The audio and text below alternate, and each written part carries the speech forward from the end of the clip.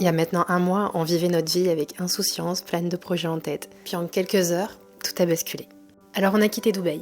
En vrai, on avait déjà un vol qui était prévu, on devait partir pour un mois en France, mais je m'attendais pas vraiment à quitter Dubaï de cette manière. Notre vol pour la France étant annulé, le seul moyen pour nous de partir, c'était de passer par l'île Maurice. Ça nous a fait une jolie parenthèse pour déconnecter un petit peu, ça nous a aussi permis de réaliser et de surtout préserver l'innocence de ma fille.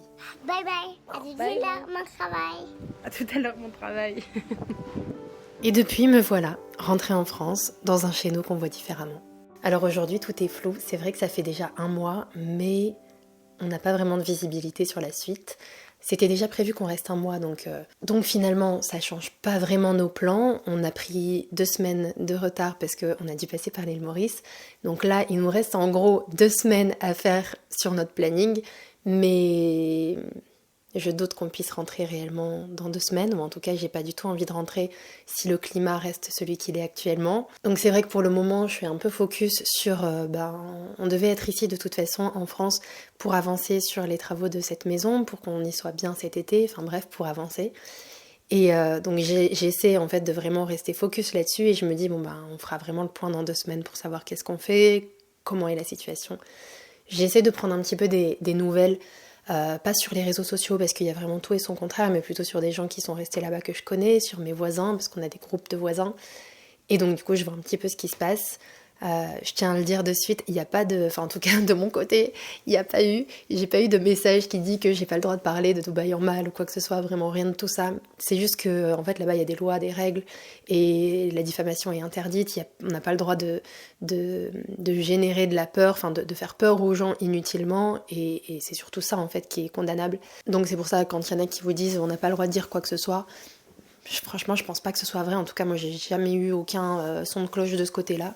Je suis pas du tout censurée pour parler de Dubaï. C'est juste que il faut respecter les lois et je vais pas filmer les interceptions parce que ça peut donner des renseignements aux autres. Enfin bref, voilà. Mais j'ai eu de la chance parce que franchement, on est parti très très vite. Pour celles qui n'ont pas suivi, celles qui me suivent pas sur Instagram, en fait, comment ça s'est passé? C'était samedi 28 février, je m'en souviendrai. Nous, on avait notre vol initialement qui était prévu pour le 3 mars pour la France, comme je vous le disais. Et ce samedi, c'était un samedi un peu particulier en plus parce que je travaillais. Normalement, on ne travaille pas, on est avec Alma. Mais là, j'avais demandé à sa nounou de venir pour la garder, pour finir un peu tous nos dossiers avant de partir en France. Donc, j'étais pas avec Alma. Et je me rappelle encore ma sœur qui me dit « T'as vu, il y a des trucs apparemment qui se passent sur Dubaï. » Je me suis dit « Non, mais qu'est-ce que c'est encore impossible, quoi. Laisse tomber. » Et j'ai balayé ça comme ça et j'ai continué mon travail. Sauf que j'ai vu que ça commençait quand même à prendre de l'ampleur et on s'est dit attends, vas-y, on rentre à la maison, j'ai envie d'être avec Alma, je sais pas ce qui se passe mais c'est quand même bizarre. Et quand on est rentré, on a entendu des déflagrations. Enfin, c'est quelque chose que jamais j'aurais pensé imaginer et même de le décrire comme ça, c'est presque inutile parce qu'on peut pas s'en rendre compte. Mais vraiment, on sent le souffle de l'interception qui coupe la respiration. Je me suis dit ah ouais, c'est réel, c'est là, ok. J'essayais de me calmer, j'ai des amis qui vivent sur Dubaï, j'ai une amie, une de mes meilleures amies sur Dubaï qui est même pratiquement née à Dubaï, elle est là depuis 1989, donc c'est pour dire, et elle m'a beaucoup rassurée sur le moment en me disant non mais t'inquiète pas, ça a toujours été les conflits avec l'Iran, ça va aller, ne t'en fais pas. Donc je suis sortie avec elle et tout ça me baladait, et là on a vu effectivement des interceptions dans le ciel, et j'ai vu même dans ses yeux que ça allait être différent. Donc ça m'a un peu fait paniquer et on est parti tout de suite, j'ai pris la voiture avec mon conjoint et on est parti directement dans le désert parce que j'avais pas du tout envie de rester sur place. Ça m'angoissait trop, je commençais à me faire des films pour Alma et enfin... En fait, je me rappelle encore, j'ai envoyé un message à ma sœur en lui disant je sais pas comment ça va se passer, je pense que je vais mettre un pansement sur Alma avec ton numéro de téléphone parce que si moi je suis pas joignable, au moins toi tu le seras. Et là je me suis dit attends, non mais dans quel film on est? Non, il faut fuir, il faut partir. Même si c'est sous contrôle, même si les missiles sont interceptés, ça m'a fait paniquer et j'ai pas du tout envie que ma fille, subisse ce climat-là. Donc en fait, on est parti tout de suite dans le désert et ça nous a fait du bien parce que ça a été un petit week-end finalement. Elle s'est rendue compte de rien. On a fait du camping et elle a adoré. Et on s'est dit, à ce moment-là, je me suis dit que ça allait durer que 2-3 jours et qu'après on allait pouvoir rentrer à la maison tranquille et prendre notre vol. Sauf que vous connaissez la suite, ça s'est pas trop passé comme ça. Donc on a trouvé un vol finalement, le seul vol qui partait c'était l'île Maurice parce que ça passe pas par la zone de conflit, ça descend directement, donc c'est les seuls vols qui sont encore possibles, c'est pour ça que tout le monde se retrouve à l'île Maurice actuellement, soit à l'île Maurice, soit en Asie parce que du coup ça part de l'autre côté. Mais l'île Maurice, l'avantage c'est qu'après on a des vols directs pour aller en France. Donc voilà, c'était notre choix et nous voilà ici maintenant, et vraiment encore une fois on est dans le flou parce qu'on ne sait pas trop comment ça va évoluer, et je crois beaucoup quand même en Dubaï parce que déjà ça fait un mois et ils gèrent super bien la situation, enfin comme je vous le disais j'ai des nouvelles des voisins et à part des interceptions qu'on entend il n'y a aucun dégât, donc c'est assez rassurant, mais personnellement je me vois pas rentrer dans ce climat là quand même, donc je rentrerai là que si on a une vraie solution à ce conflit. Donc on verra. L'avenir est un peu incertain et en fait ça nous fait un peu réfléchir et c'est très bizarre J'étais tellement dans une routine, dans quelque chose de très cadré, dans une vie qui me convenait mais parfaitement et dans un sentiment comme ça de sécurité, de ça y est c'est acquis et voilà ma vie aujourd'hui, et en fait non. En fait, non, ta vie, elle peut basculer du jour au lendemain, et là, je l'ai vraiment pris en pleine face. J'ai eu des moments de phase de down où je faisais que pleurer. Maintenant, ça va mieux, je relativise. Je me dis que j'ai beaucoup de chance finalement dans ma situation parce qu'on n'avait pas encore investi sur Dubaï, parce que ma fille va pas encore à l'école, parce qu'on a une maison ici en France. Et je suis l'une des plus chanceuses, honnêtement, quand je vois mes amis qui doivent retourner chez des parents. C'est vraiment pas une situation facile. Donc j'essaie de beaucoup relativiser. Donc voilà, on va simplement attendre, on va faire confiance aux Émirats parce qu'ils gèrent la situation. En fait, c'est une famille, c'est comme une affaire familiale. C'est vraiment vu comme un business en Dubaï. Ils le gèrent comme une vraie entreprise familiale, et c'est aussi ça qui est rassurant, c'est qu'on sait très bien qu'ils vont pas faire couler le bateau. C'est juste pas possible, donc ils vont tout faire pour que Dubaï reste Dubaï, et là même là on le voit, ils font plein de choses pour les résidents qui sont restés, etc. Donc je croise les doigts très fort pour qu'on puisse rentrer vite, et donc voilà, après si vraiment ça va pas mieux, parce qu'évidemment il faut penser à un plan B, à un plan C, à un plan D, on commence à y réfléchir. Je me vois pas revenir en France, franchement j'aime la France là quand il y a du soleil de temps en temps, etc.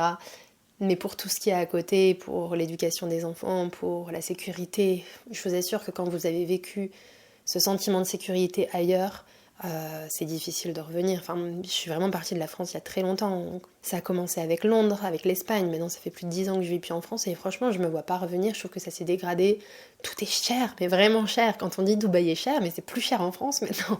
Aller au resto en France, ça coûte plus cher que d'aller au resto à Dubaï. Franchement, ça dépend où après, évidemment. Mais ouais, je trouve que tout est cher et la qualité de vie n'est pas forcément là. Alors oui, tout est très beau, on y mange très très bien, mais en fait non, de toute façon dans ma tête, une fois que je suis partie, je peux pas me revenir définitivement. Je reviens pour voir la famille parce que j'ai quand même un pied à terre ici, parce que ça reste mon pays de cœur et que je m'y sens bien, mais pas trop longtemps. Donc forcément, on est obligé de penser à si jamais Dubaï ça se passe pas bien, qu'est-ce qu'on fait ?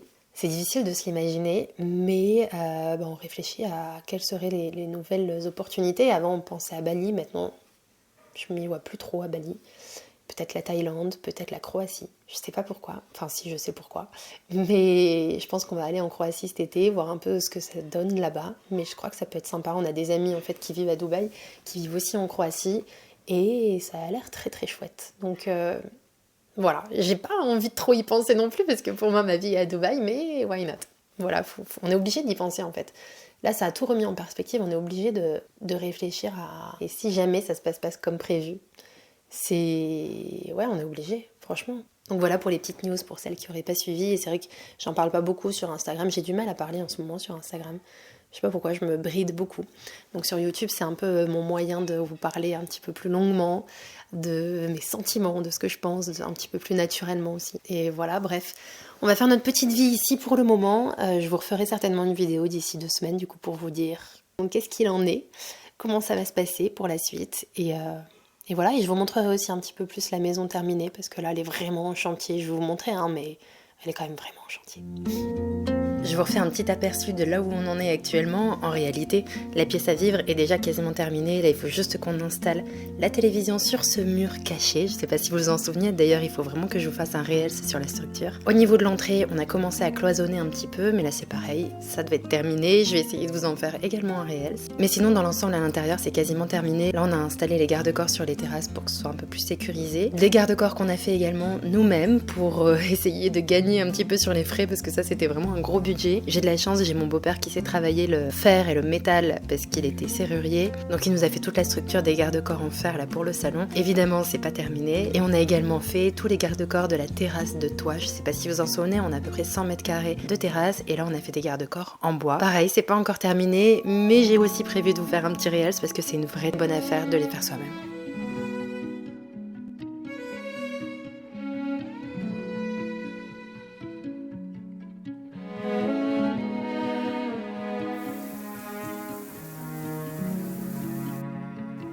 J'ai reçu des nouveaux produits de chez Typologie dont je voulais vous parler. Non pas cette crème de jour, parce que celle-ci, je crois que vous la connaissez, c'est l'une de mes préférées, multi-signe de l'âge avec un SPF 50, mais plutôt ce petit produit qui est en fait un concentré bronzant enrichi en vitamine E et en extrait d'abricot. Ça va venir donner un petit effet hâlé comme ça qui est vraiment super joli, je trouve. Vous pouvez totalement moduler la puissance de l'effet bronzant. Moi, j'aime bien mettre 1 ou 2 gouttes pour un effet un peu naturel. C'est pas du tout un auto-bronzant, c'est vraiment juste un effet bronzant comme ça. Mon anti-cerne, je vous le présente à chaque fois, mais vraiment, je crois que ça se voit, je l'aime beaucoup. Il a un effet qui est hyper lumineux. Moi, je prends la teinte 1 pour avoir un effet comme ça très clair. Je trouve quand même qu'entre la teinte 1 et la teinte 2, il y a une grosse différence, donc je préfère prendre un peu plus clair. Bien souvent, je m'arrête là, mais quand j'ai envie d'avoir un teint un peu plus unifié, j'applique le sérum teinté, là aussi en teinte 1, mais comme j'ai pris un peu le soleil ces derniers temps, je vois qu'il est un peu trop clair. Donc j'en profite pour ajouter une petite goutte de concentré bronzant et là j'ai la teinte parfaite. Donc vraiment ce concentré bronzant, vous pouvez l'appliquer dans votre crème, dans votre fond de teint pour le foncer un petit peu pour l'été. Vraiment il est juste parfait et le résultat je trouve qu'il est vraiment magnifique. J'ai du maquillage ou pas sur le visage là? Non. Non, j'ai pas du tout de maquillage. Et moi, je voulais mettre des maquillages. Toi aussi tu veux mettre du maquillage? Il paraît que la vérité sort de la bouche des enfants. C'est vraiment tout ce que j'aime moi dans le maquillage, c'est d'avoir quelque chose qui se voit pas un effet plâtré. Et c'est ça que j'aime avec Typologie. Et alors si jamais vous souhaitez passer commande sur Typologie, n'hésitez pas à cliquer sur l'un des liens sous cette vidéo. Ça vous offrira directement un beau cadeau.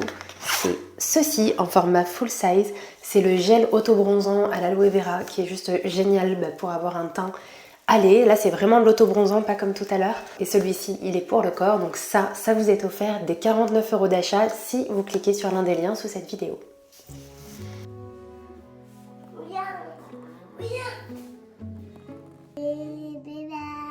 Je te trouve une belle chanson.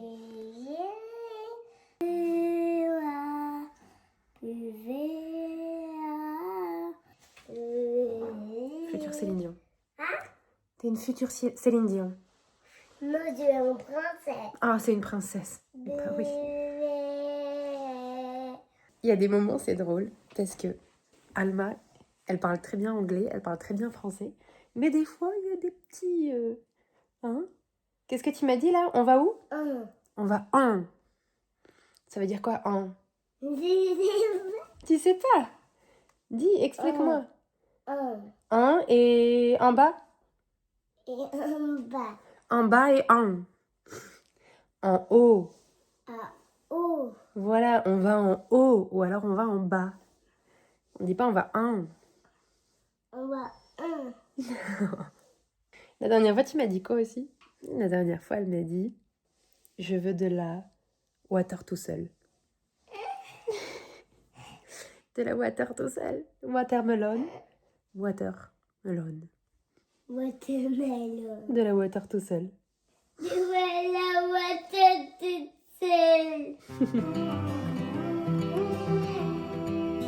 Alors ici, on essaye de reprendre un peu nos marques comme à la maison. Et là, on fait une petite préparation d'un gâteau au yaourt. En ce moment, on la fait quasiment tous les jours. Je crois qu'Alma connaît la recette par cœur. C'est vraiment très très simple. Il faut simplement 3 œufs, un pot de yaourt, un pot d'huile, un pot de sucre. Je mets également du sucre vanillé, 2 pots de farine et un pot de maïzena avec de la levure chimique. C'est tout. et franchement c'est délicieux. Chaque jour on le customise un petit peu, parfois avec des pommes, parfois avec du chocolat et c'est juste parfait pour les jours un peu plus vieux qu'on a eu dernièrement. C'est vrai que c'est pas toujours facile en fait de lui trouver des activités. À Dubaï elle a une vie qui est hyper active et ici un peu moins, surtout quand il pleut. Mais on essaie de trouver des activités, de pas être toujours devant la télé et heureusement elle fait encore des siestes et là c'est moi qui en profite pour faire une petite session shopping. Assez régulièrement on appelle aussi sa nounou, comme ça elle discute avec elle en visio et je vous assure c'est hallucinant, des fois elle reste pendant 2 heures au téléphone avec elle à faire de la gym, de la danse, à faire du coloriage même avec elle au téléphone, c'est vraiment drôle. He's naughty? Oh, Toulouse is naughty. He came and then he angry to me. Oh, he's angry with you. Heureusement dès qu'il fait beau on a l'occasion de profiter du lac qui est juste à côté de la maison. Les 5 degrés de l'eau n'empêchent pas Alma d'y tremper les petits pieds et de se faire des copines, donc ça c'est chouette.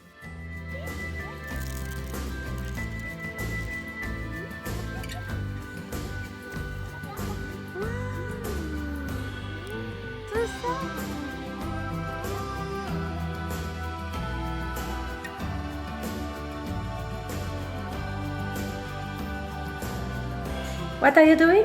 I do photo. You doing photo? Photo who? Camera. What? Camera. Of my camera? Oh, tu fais une photo de ma caméra? Regarde. Mais oui, t'as fait une... Comment t'arrives à ouvrir mon appareil photo et tout, toi? Tu sais faire maintenant? Elle est trop douée, cette petite. Je vous fais un petit point chantier pour cette pièce qui se trouve derrière la cuisine. C'est un peu une buanderie, bureau et en même temps garde-manger. Je vous explique un peu les plans que j'ai imaginés. Là, de ce côté, on a un grand mur sur lequel on va venir faire des étagères avec des panneaux comme ça en placo. D'un côté, on va mettre plein d'étagères pour le garde-manger. Au milieu, ça sera 2 dressings. Et tout à droite, l'espace buanderie. Tout ça caché par un beau rideau en lin et ça devrait être sympa. De l'autre côté, je vous ai pas fait de plan parce que c'est vraiment le bazar, mais ça sera le côté bureau. Il faut qu'on parle. Il y a un sujet qui revient très régulièrement et c'est totalement normal que vous me posiez la question. C'est Toulouse. Mon petit Toulouse, mon chat, évidemment, on l'a pas abandonné. Il est toujours sur Dubaï. Et en fait, à chaque fois, vous le savez, enfin, ou pas, mais à chaque fois qu'on rentre en France, on rentre toujours quand même pour des périodes assez longues. 1 mois ou alors même pendant 2-3 mois pendant l'été. Et au début, on le prenait avec nous et en fait, ça lui génère vraiment beaucoup trop de stress. Et donc du coup maintenant on le laisse là-bas parce qu'en fait il est chez lui avec la nounou d'Alma qu'il adore, qui passe sa journée à le caresser, à le chouchouter, donc pour lui c'est juste beaucoup mieux. Et là c'était prévu, comme je vous le disais, qu'on vienne ici pendant 1 mois, donc c'était prévu qu'il reste avec elle pendant 1 mois. Maintenant évidemment on pense aussi à la suite pour lui. Je suis en train de faire toutes les démarches là, tous les papiers pour que si jamais je souhaite qu'il revienne, tout soit en règle et que ça facilite les choses. En fait je suis en train de me demander aussi si je fais revenir Toulouse ici, est-ce que je le laisserai pas ici ensuite? Je sais que c'est un sujet que j'avais déjà abordé quand je faisais les allers-retours juste avant la naissance d'Alma d'ailleurs, parce que je voyais que Toulouse, ça le stressait de faire des allers-retours. En France, il est quand même un petit peu mieux, je trouve, parce que c'est pas des chats sauvages comme on a à Dubaï. À Dubaï, les chats, ils sont vraiment costauds et Toulouse, il se fait pas tout jeune. Et à chaque fois, je suis chez le vétérinaire parce qu'il se bat avec d'autres chats et il a vraiment de grosses blessures. Et je me dis, est-ce que ça serait pas mieux qu'il reste ici pour des jours un petit peu plus paisibles, parce qu'il a quand même 11-12 ans, bientôt 12 ans même. Donc il est pas tout jeune et je sais que chez mes beaux-parents, ils ont un grand jardin, un peu comme une ferme, donc je me dis qu'il serait peut-être mieux là-bas. Mais rien que de le dire, ça serait très très dur. Mais je pense aussi à lui. Et c'est surtout que si je le fais venir, j'ai pas envie de lui faire subir encore des allers-retours. Donc, bref. Je sais pas. Non, je sais pas encore, mais ne vous inquiétez pas, j'ai pas du tout abandonné mon chat. Et encore une fois, je sais que la situation là-bas, elle est quand même sous contrôle. Et j'ai plein d'amis qui sont restés là-bas. Et tout va bien. C'est juste, il faut pas être effrayé par les bruits des interceptions. Toulouse, il n'est pas du tout inquiet là-dessus. Donc voilà, on va voir ce qu'on fait. Forcément, c'est une situation qui n'est pas facile parce que, évidemment, je ne vais jamais abandonner mon chat et je sais qu'on est plein dans ce cas-là. Mais les démarches, en fait, sont hyper compliquées pour faire venir un animal. Donc on ne peut pas partir comme ça du jour au lendemain avec l'animal. On prend forcément du temps. Donc voilà. Donc on verra, déjà on verra d'ici quelques semaines si la situation se débloque et si on repart tous à Dubaï et puis tout ça sera derrière nous et on n'en parle plus, ou si jamais ça continue, voire pour faire venir Toulouse ici et puis voilà, réfléchir à la suite quoi, tout simplement. Je pense que j'arrive un peu à la fin de cette vidéo. Je pense que je vais vous la poster demain. Donc je suis pas sûre d'avoir beaucoup d'autres choses à vous filmer entre temps. J'espère que ça vous aura plu. Je pense que je ferai d'autres vidéos dans ce style. Parce que je vais vous montrer un petit peu l'avancement des travaux, vous montrer un peu ce que ça donne dans la buanderie, ça avance déjà très très vite, le jardin. Donc voilà, si ça vous a plu, n'hésitez pas à me mettre un petit like et à me le dire en commentaire, n'hésitez pas à me dire ce que vous souhaitez voir pour la suite, si vous aimez bien ces petits blabla. J'ai pas trop l'habitude de faire ça, de parler comme ça face caméra, enfin j'ai pas l'habitude et en même temps je commence à le faire quand même de plus en plus, mais à chaque fois c'est un exercice un peu différent. Bon, écoutez, ma caméra vient de me lâcher. Mon micro marche toujours, mais vous me voyez plus. Dans tous les cas, je vais terminer là. Je vous fais plein de bisous et je vous dis à très bientôt pour une prochaine vidéo. Bye!